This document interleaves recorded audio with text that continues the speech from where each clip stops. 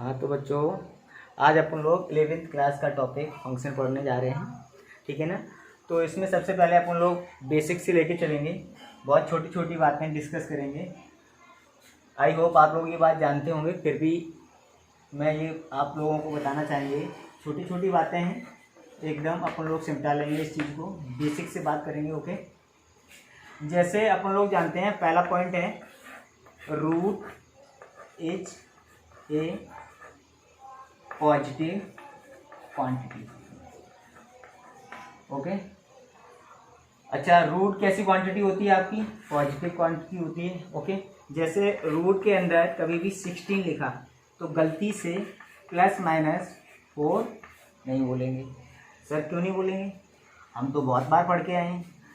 जैसे sir x² = 16 लिखा हो तो हम बोलते थे x = ±4। हाँ, 100% एकदम सही बात है। लेकिन आप इधर देखिए कि अपन लोगों ने क्या किया, इधर ये ±4 किसके कारण आया था? ये जो +-4 आया है आपका, वो किसके कारण आया था? बोथ साइड आपने क्या किया, रूट काटा। और रूट काटने पर तो ये कैसे आएगा आपका, x = ±√16 आएगा। आएगा कि नहीं आएगा? और √16 ने आके क्या दिया, 4 ही तो दिया आके। प्लस माइनस किसके कारण आया था? क्यों, बोथ साइड आपने क्या किया था, रूट काटा था, इसलिए प्लस माइनस आता। क्योंकि बोथ साइड रूट काटा इसलिए प्लस माइनस आया। √16 ने तो आपको 4 ही दिया है। ओके, कभी भी गलती से, जैसे √4 लिखा है तो आप गलती से +-2 ना बोलें। √9 लिखा है तो +-3 नहीं होता है, तो सर होता क्या है? ओनली 2, ओनली 3, ओनली 4, है ना। हम पहले ही पॉइंट में लिखा चुके हैं आप लोगों को, root is a positive quantity, यानी रूट जो होता है वो आपका पॉजिटिव क्वांटिटी होती है, ठीक है ना। सेकंड पॉइंट की बात करते हैं। सेकंड पॉइंट क्या होता है वो जरा देखें। सेकंड पॉइंट है आपका, यानी रूट के अंदर, यानी रूट के इनसाइड फंक्शन, यानी रूट के अंदर कोई फंक्शन लिखा गया है, यानी ये एग्जिस्ट ओनली व्हेन f(x) > 0।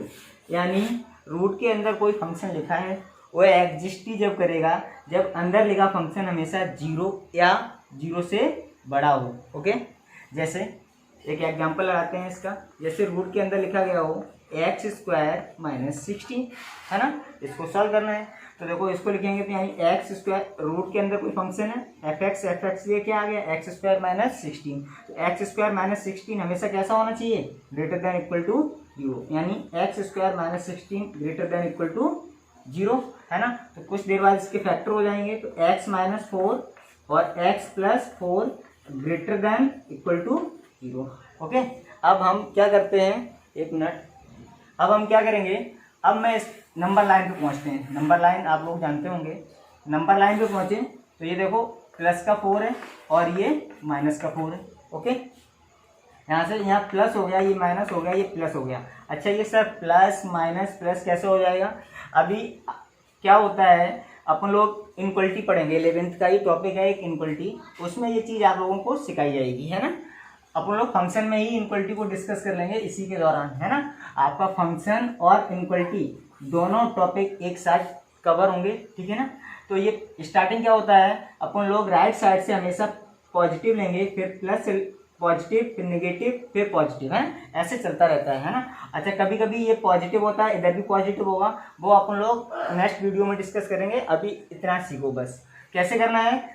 देखो, अब क्या करना है, x की वैल्यू निकालनी है, तो x ये क्या चाह रहा है, अच्छा ये फंक्शन जो लिखा है वो हमेशा क्या चाह रहा है, ये चाह रहा है कि हमेशा 0 या 0 से बड़ा रहे, ठीक है ना। ये 4 है, 4 की राइट साइड में पॉजिटिव है, यानी 0 से बड़ा ये एरिया, और -4 और 4 के बीच में क्या है, नेगेटिव, यानी ये एरिया नहीं लेना है, तो ये वाला एरिया पॉजिटिव है। यानी x जो बिलोंग करेगा वो आपका कहाँ से कहाँ तक आएगा, -∞ से लेके 4 तक, माइनस और यूनियन 4 से लेके कहाँ तक बेटा,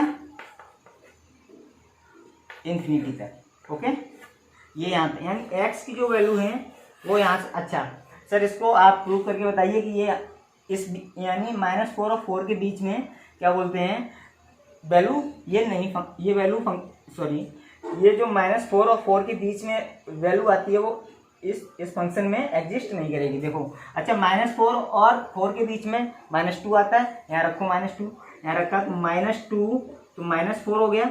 ओके, और इधर कितना हो गया, -2 और +4 greater than equal to 0। Okay, अब मैं इधर सॉल्व कर रहा हूँ, ये कितना हो गया -6। ओके, इधर हो गया आपका +4 -2 बोले तो 2।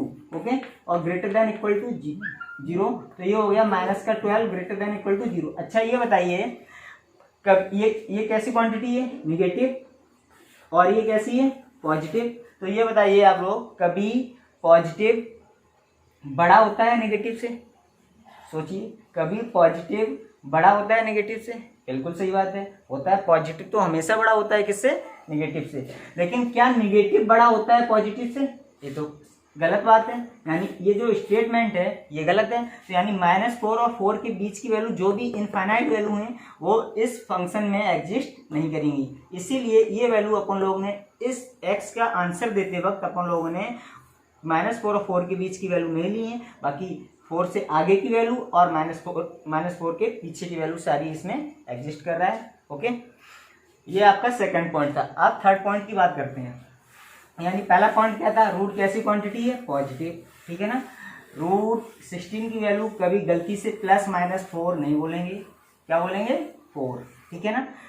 सेकंड पॉइंट आप लोगों को मैंने बताया था कि रूट के अंदर कोई फंक्शन लिखा है वो जब भी एग्जिस्ट करेगा जब वो हमेशा 0 या 0 से बड़ा हो। ओके, थर्ड पॉइंट की बात करते हैं। थर्ड पॉइंट एक और है, पॉजिटिव ही है। जैसे x² x की पावर 4 x की पावर 6 ...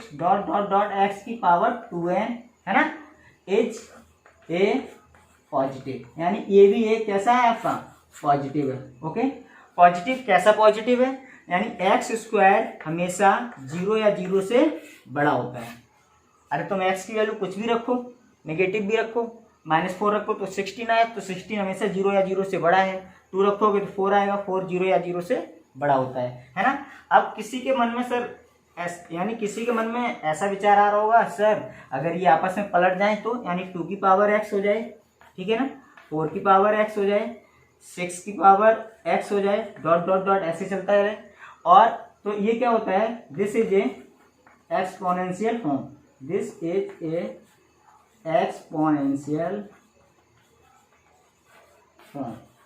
ओके, ये एक्सपोनेंशियल फॉर्म होती है आपकी, ये जो एक्सपोनेंशियल फॉर्म है आपकी, तो इसमें लिख लें, it is a always positive.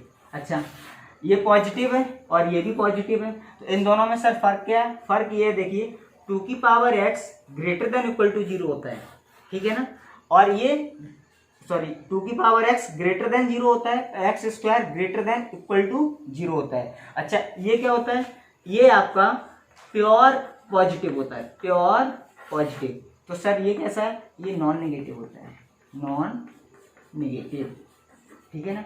Sir difference बताइए नॉन नेगेटिव और प्योर पॉजिटिव में। अच्छा, नॉन नेगेटिव का मीनिंग ये होता है नेगेटिव नहीं है बाकी पॉजिटिव है, ठीक है ना, और प्योर पॉजिटिव का मतलब है 0 से बड़ा, जैसे 1 2 3 4। मान लो सर ऐसे नहीं समझ में आता तो अपन लोग एक एग्जांपल लगाते हैं, इसका बड़ा सुंदर सा एग्जांपल है।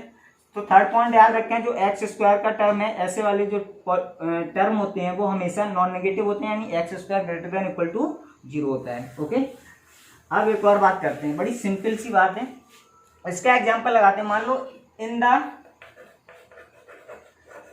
लास्ट क्वेश्चन, कहीं आखिर में आप लोग क्वेश्चन को सॉल्व करते करते कहीं आकर में आपकी भिड़ंत हो गई, कहीं मान लो 2 की पावर x इक्वल टू -1 लिखा है। ओके, 2 की पावर x -1 लिखा है, तो इसको सॉल्व करना है। तो सॉल्व करने ये, अच्छा 2 की पावर x अपन लोग क्या बोल गया है अभी, positive, this is a positive, ये पॉजिटिव है, और ये क्या लिखा है इसके राइट में, नेगेटिव।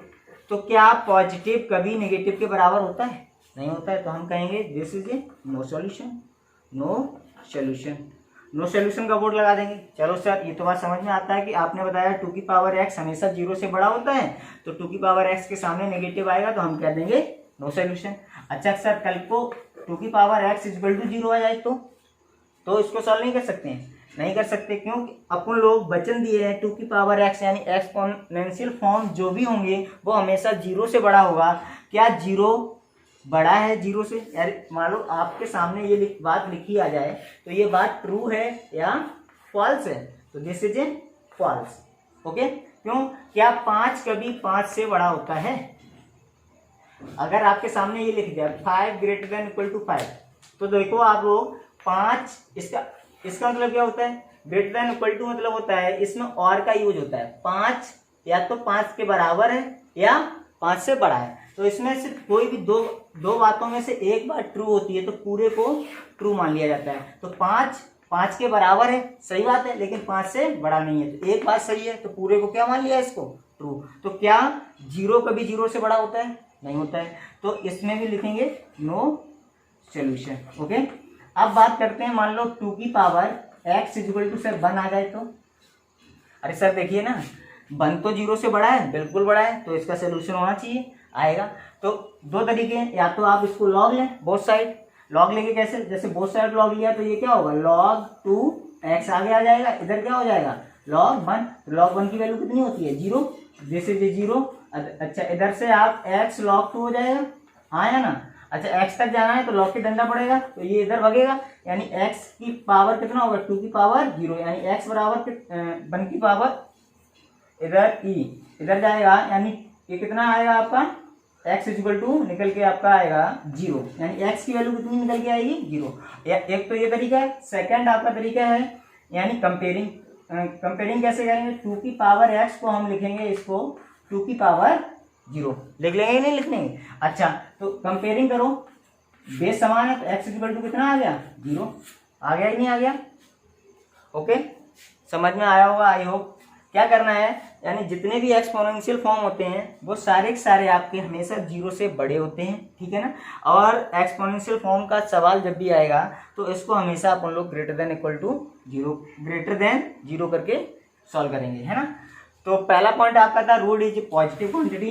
सेकेंड पॉइंट था रूट के अंदर कोई फंक्शन है वो हमेशा 0 या 0 से बड़ा रहेगा। थर्ड पॉइंट था कोई भी स्क्वायर हमेशा 0 से बड़ा या 0 से 0 के बराबर होता है, ठीक है ना? और चौथा पॉइंट था अपना एक्सपोनेंशियल फॉर्म होती है वो हमेशा 0 से बड़ी होती है। अब फिफ्थ पॉइंट की बात करते हैं, इसकी बेटा फिफ्थ एक और पॉजिटिव जैसे लिखा गया है, mod is a always positive. ये भी कैसा है? हमेशा पॉजिटिव होता है, यानी मॉड जो है वो हमेशा 0 या 0 से बड़ा होता है, ठीक है ना?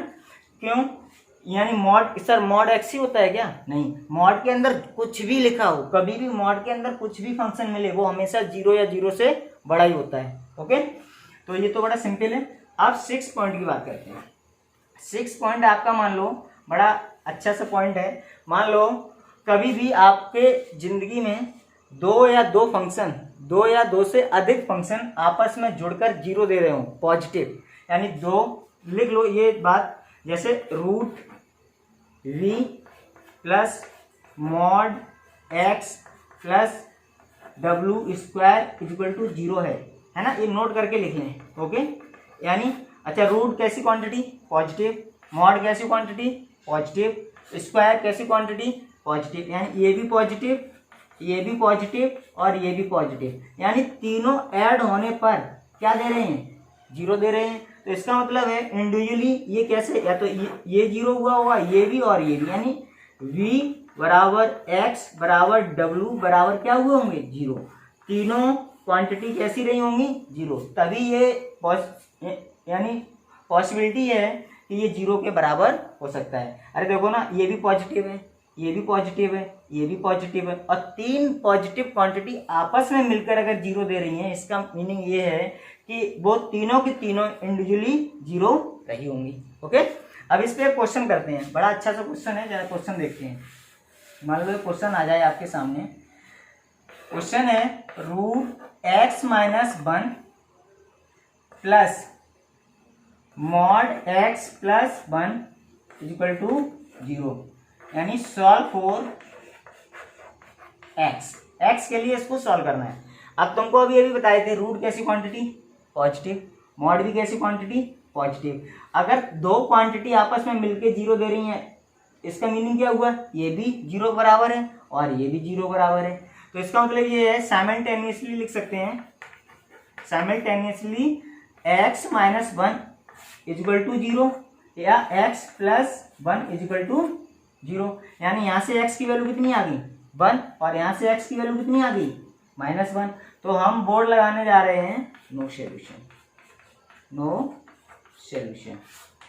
सर ये नो सॉल्यूशन कैसे, यहाँ इसलिए क्योंकि एक ही टाइम पर x कितनी वैल्यू ले रहा है, x बराबर 1 और x बराबर -1। यानी एक टाइम पर ये दो वैल्यू नहीं ले सकता। क्यों नहीं ले सकता सर, लेते हैं, हम तो लेते हैं सर। कैसे नहीं लेते हैं, x प्लस 2 लिखा हो सर, x माइनस 3 लिखा हो और इक्वल टू 0, तो x बराबर -2 और 3 लेते हैं सर, बिल्कुल लेते हैं। लेकिन यहाँ भी तो दो हैं तो ये लेना चाहिए, नो सॉल्यूशन कैसे। तो याद रखें, तो यहाँ पे जो अपन लोग ऐसे लिखते थे तो इसके बीच में और लगता था, और है ना। और का मीनिंग क्या होता है, किसी एक टाइम पर एक वैल्यू चूज कर रहे हो तुम लोग, या तो -2 या 3। यहाँ पे क्या है, यहाँ साइमल्टेनियस का मतलब क्या होता है, एंड का मतलब होता है इंटरसेक्शन। यानी इंटरसेक्शन में मतलब होता है दोनों चीजें कॉमन होनी चाहिए। क्या कॉमन है, 1 और -1 में कोई कॉमन आता है नहीं, इसीलिए नो सॉल्यूशन का बोर्ड लगाया है। यानी एक टाइम पर दोनों, अरे ये तो कह रहा मैं एक पे राजी है और ये कह रहा है -1 पे राजी है, क्या दोनों एक ही बात पे सहमत है, नहीं है ना। तो हम कह सकते हैं कि जो क्वेश्चन का आंसर है वो नो सॉल्यूशन है। ओके, अरे तुम रखे भी देखो ना, x की वैल्यू अगर 1 रखोगे तो 1 रखा तो इसको तो सही है, कोई दिक्कत नहीं। यहाँ तो ये 1 - 1 0 हो गया, और यहाँ 1 रखा तो ये 2, तो क्या 2 0 के बराबर हो सकता है, नहीं हो सकता है। अच्छा -1 रखा तो -1 रखते ही ये तो -2 हो गया और इधर 0 हो गया, तो यानी √-2 इक्वल टू 0। ये बात सत्य है, यानी ट्रू है फॉल्स, तो दिस इज ए फॉल्स, क्योंकि रूट के अंदर नेगेटिव भी नहीं चलता है, रूट के अंदर नेगेटिव भी नहीं चलता है। अभी हमने से क्या था, root is a positive quantity, तो नेगेटिव की बात ही नहीं उठती। तो इसीलिए जो सोल्यूशन है आपका नो सोल्यूशन आएगा, क्योंकि x की कोई ऐसी वैल्यू है ही नहीं ब्रह्मांड में भी कि इस इक्वेशन को सेटिस्फाई कर जाए। ओके, नेक्स्ट बात करते हैं। नेक्स्ट बात है आपका, नेक्स्ट पॉइंट ही है, नेक्स्ट पॉइंट आपका है, मान लो नेक्स्ट पॉइंट नंबर 7 था। 7 बड़ा छोटी छोटी बात है, जैसे 5 ग्रेटर देन 5, ये बात आपको बतानी है ट्रू है या फॉल्स है, ठीक है ना। 5 greater than equal to 5 true या false, 3 greater than equal to 5 true या false, 5 greater than equal to 3 true या फॉल्स। इतनी बात बतानी है। क्या 5 5 से बड़ा होता है, क्या कभी 5 5 से बड़ा हो सकता है, never, this is a false. यानी किस पे टिक जाएगा अपना, फॉल्स पे। 5 5 से, अच्छा इसको पढ़ते कैसे हैं, रीड कैसे करते हैं, 5 ग्रेटर देन इक्वल टू 0, यानी 5 5 से बड़ा या बराबर है। तो इसमें हम क्या कहेंगे कि जो 5 है वो 5 से बड़ा या 5 के बराबर, यानी दो बातें हैं ये, तो इनमें से ये तो बात तो गलत है और ये बात सही है। तो याद रखें, ग्रेटर देन इक्वल टू जब भी साइन लगेगा तो अपन लोग और पढ़ेंगे। और का मतलब होता है यूनियन, यूनियन का मतलब होता है किन्हीं दो बातों में से कोई दो बातों में से एक बात ट्रू होती है तो हम पूरे को ट्रू मान लेते हैं। तो इसलिए 5 ग्रेटर देन इक्वल टू 5 वाली जो बात है वो ट्रू है, क्योंकि 5 5 से बड़ा नहीं है लेकिन 5 5 के बराबर है। अच्छा यहाँ देखिए, 3 ग्रेटर देन इक्वल टू 5, क्या 3 5 से बड़ा होता है, एकदम गलत बात। क्या 3 5 के बराबर होता है, बिल्कुल गलत बात। तो ये पूरा कैसा है, फॉल्स है। अच्छा यहाँ लिखा है 5 ग्रेटर देन 3 इक्वल टू 3, यानी 5 3 से बड़ा है या 5 3 के बराबर है। तो इसमें से कौन सी बात सही है, 5 3 से बड़ा है लेकिन 5 3 के बराबर नहीं है। एक बात इसमें से कौन सी ट्रू है, 5 3 से बड़ा है, तो दिस इज ट्रू। ओके, ये आपको इसलिए समझा रहे हैं कि जब अपन लोग इनक्वलिटी पढ़ेंगे तो इन चीज़ों का बहुत यूज है, तो इसलिए इन चीज़ों को नोट करते जाएं, ठीक है ना। अब एक और बात करते हैं, बड़ी सिंपल सी बात है नेक्स्ट पॉइंट की।